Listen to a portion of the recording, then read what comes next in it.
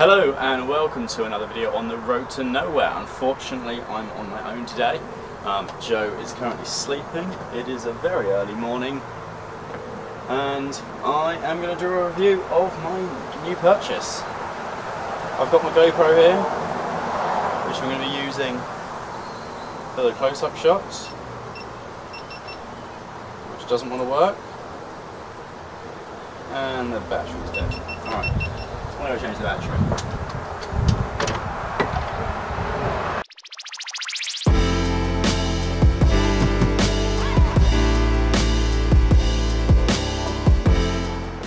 Okay, so I am back and I have got some charge in the GoPro. So back to the review.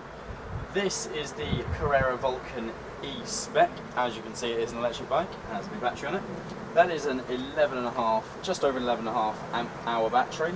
Should power the bike for about 40 miles, depending on what mode you've got it in, how hard you're pedalling, and whether you're going uphill or not. Driving this Suntour motor on the rear hub here. I'll just get the GoPro on. Okay, so this is the hub here, which drives the motor. That's 250 watt motor, maximum speed of 15.5 mile an hour or 25 kilometers an hour. 120mm Suntour fork. It also does have lockout forks, so you've got your preload on that side and your lockout on that side, so you can just change how stiff the suspension is through there. The gear system, I'll just move the bike over, is a 1x9, so it's Shimano Altus with a derailleur, and I think it's got CSHG rear cassette. It's got 170mm crank, 38 tooth, which I think I'm going to go up to a 42, I think, just to get a little bit more top end. This is the gear system, so you don't have anything on that side. It's all on that side, so it's 1 to 9 all through there, which is that rear cassette there. It's a really nice bike. It's heavy is the only thing. It's very heavy. I like the hydraulic brakes. I really like the hydraulic brakes. Could we do with being a 29er because I'm quite tall, 6'3", so 27.5 is a little bit small for me, but I can make do with that. For anyone who's considering going to electric, if you've got a normal mountain bike and you want to make the jump to electric, I suggest, if you've got a decent mountain bike, get an electric kit for it, put the battery on it, put the motor on it, and do it all yourself. You should be able to find a motor that drives the crank here rather than at the on the rear wheel, which is a lot easier to fit. If you don't already have a nice bike, then this is a really good option. If you don't want a mountain bike and you want a hybrid, the Crossfire E is also available, which is slightly more expensive and is the hybrid model of this. So that's if you wanted to go on the roads a bit more or use it for a little bit more of commuting rather than off-road. As you can see, this one is designed to go off-road. I've taken it off-road a few times. I've only had it a week and I've done 114 miles. So let me take you through the system here. So these settings along the bottom here, you can press this little button here, down, which changes that. So pressing it all the way to the bottom turns it off, so that's got no electric motor. Eco, save power, gives you a little bit of assistance, makes the hills a little bit easier. I mainly stay in Tour, which is the most balanced one. Gives you quite a bit of power, means you don't have to struggle so hard, helps a lot with the hills. Then there's these two settings, which I don't use a massive amount. If I want to go fast, then I'll use them. Climb is for the steep hills. It really helps you, like, takes the weight off your feet, sort of thing. This bike is, it's not going to do the work for you. You do have to pedal. It adds a certain amount of power depending on how much power you're putting in. There's a little sensor down there which reads how fast you're turning the pedals. That also is in the front there and in the rear hub, and that just basically tells you it tells the motor and the battery and the computer inside how fast you're pedaling.